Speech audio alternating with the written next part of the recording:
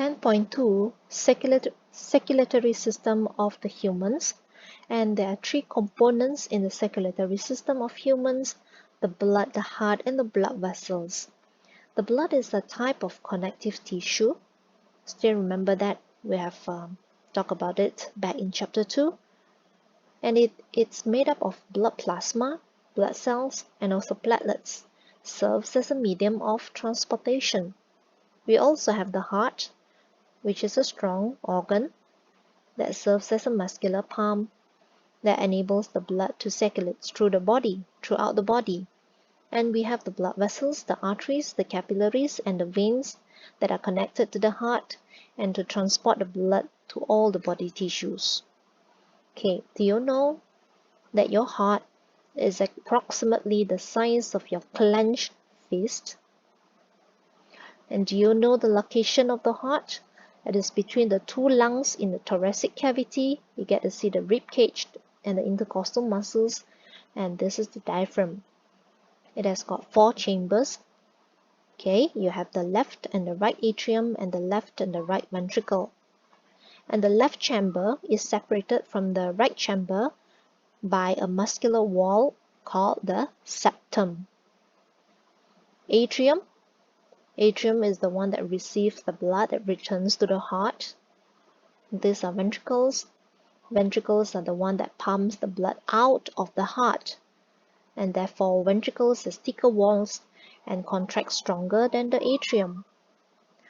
Whereas the muscular wall of the left ventricle is much thicker as compared to the right ventricle, because this is the reason, because the left ventricle has to generate greater pressure to pump blood out of the aorta to the whole body.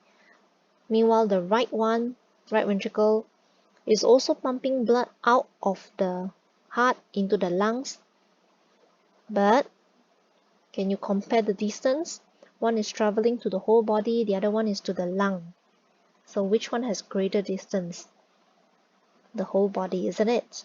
And that's why greater pressure is needed, and therefore you must have a thicker muscles, a stronger muscles for the left ventricle. Okay, so these are the coronary arteries and also the veins. So coronary arteries, the red ones, is the one transporting oxygenated blood for the heart tissues.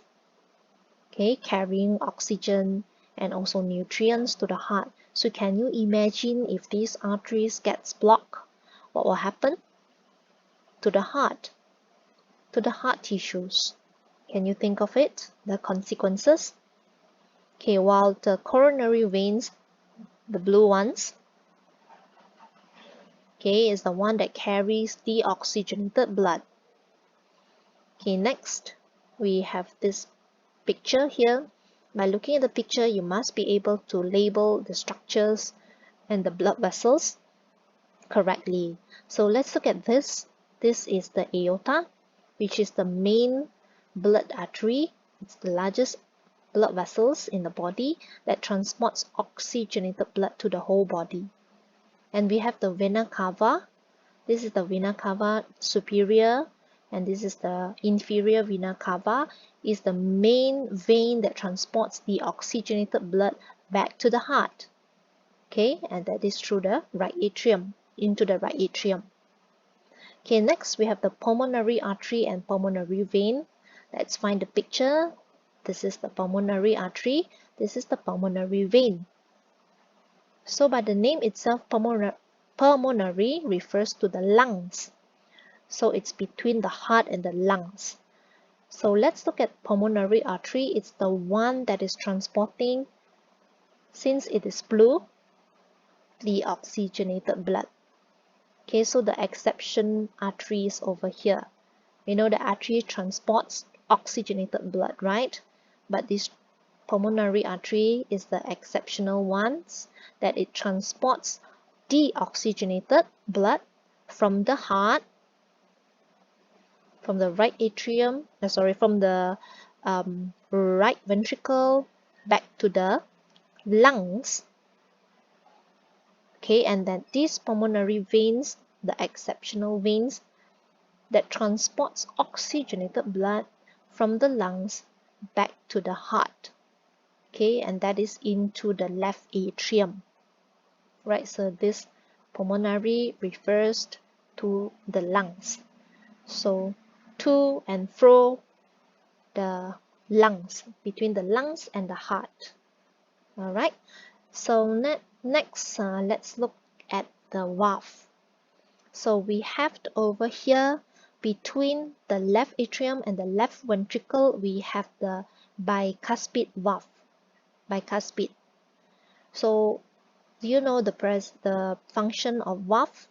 And that is to ensure single flow of blood. Okay, one direction of blood. So that means no backflow. So this enables the blood that enters into the left ventricle from the left atrium does not backflow into the left atrium. Why bi? Because it has got two leaflets. Okay, so this CUSP cups refers to leaflets. We also have tricuspid valve. So this is between the right atrium and also the right ventricle. Also the function is to ensure single direction, one direction of blood flow. Okay, so no backflow into the right atrium from the right ventricle. So has got three valves, three leaflets. Okay, three leaflets or the three cups. So that's why tricuspid. We also have this another valve, semilunar valves.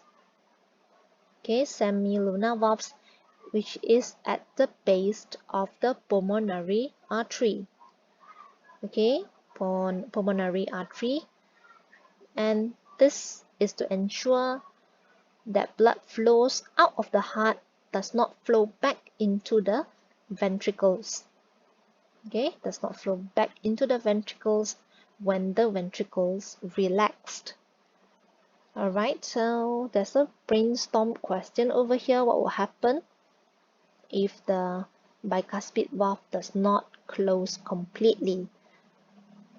Right, so we have to know the function of the valve, and there is this suggested answers from the website.